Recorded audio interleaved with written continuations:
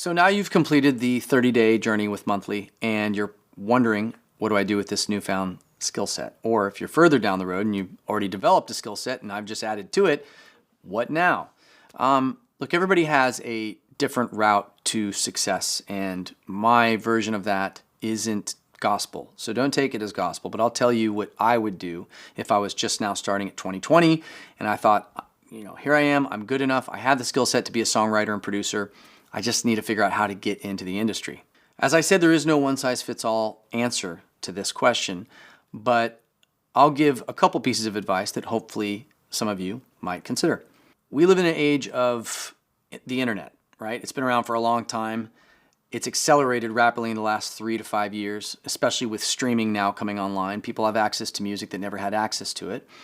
And the online community now is stronger than ever. I broke as an artist. OneRepublic broke off of social media. I found our fan base through social media. Now you're in a class with a bunch of other people that have experienced the same thing that you have. So my first thought and suggestion would be to really hang tight to those people and start collaborating with them offline immediately.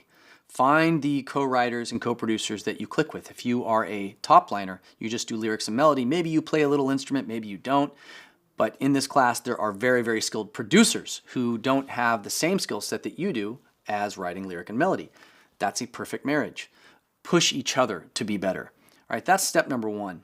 And you can collaborate through Zoom sessions. I do Zoom sessions every single day. You don't have to be in person. If you're in Baltimore and that person's in Seattle, it doesn't matter. In 2020, it really doesn't matter. 2021, it probably doesn't matter. And from now on, I actually don't think it matters. So start collaborating immediately online with these people.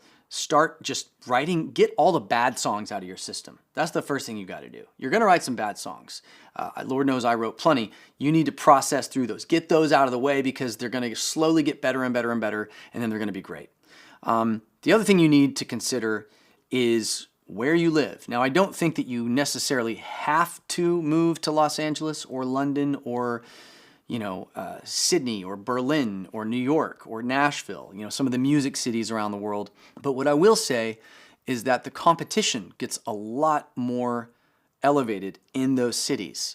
If you are in some far-flung place somewhere in the middle of nowhere and you're not doing as much collaboration, it's hard to get better if you're not actually being exposed to things that are better. If you want to make a living doing this, I would encourage you to consider moving to one of those music cities. So I would encourage you, depending on what stage you are in this process or how serious you are about it, find your online community, start writing as many songs as humanly possible with them, finding ways even to pitch those songs via the internet to recording artists, hit them up on Instagram, slide into their DMs, put songs out on SoundCloud, see if they catch fire and blow up. That's how 50% of the artists break now anyway. And those are the charts and those are the places, by the way, that I'm looking at. Me and my team, we're looking at SoundCloud, we're looking at TikTok and Instagram.